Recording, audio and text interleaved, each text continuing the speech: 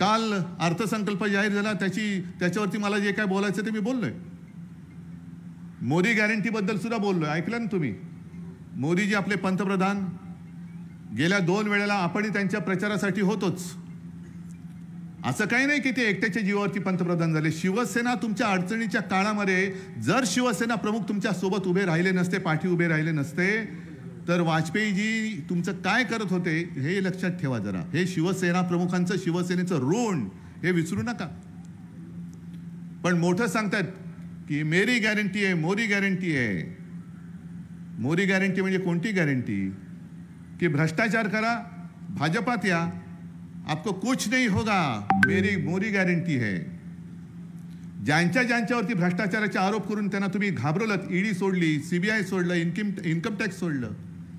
माझा जाहीर प्रश्न आहे, तुम्ही आज आमच्या लोकांना त्रास देत आहेत. रवींद्र वायकरच्या घरी माणसं पाठवत आहेत, किशोरी पेडणेकरच्या मागे लावलेत, अनिल परबच्या मागे लावलेत. साध्या शिवसैनिकांच्या घरामध्ये अगदी काही प्रसंगी मुंबईतल्या झोपडीमध्ये सुद्धा यांची पथकं गेली होती.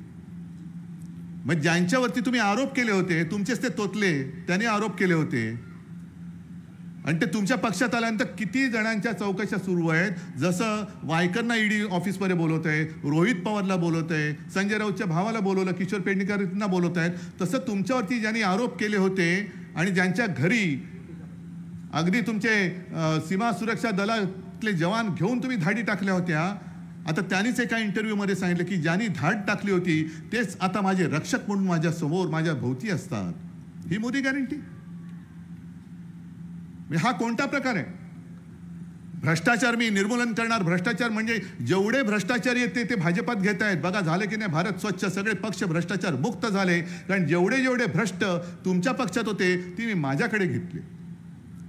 म्हणजे कदाचित ते वारकरी पंथातले लोक आले आहेत, ते सांगू शकतील की काही असं म्हणतात, काही जणांची एक दिव्य शक्ती असते की दुसऱ्याचा आजार आपल्यावरती घेतात. तसं हे दुसऱ्याचा भ्रष्टाचार स्वतःवरती घेतात आणि त्यांना पावन करून टाकतात. वॉशिंग मशीन ही मोदी गॅरंटी.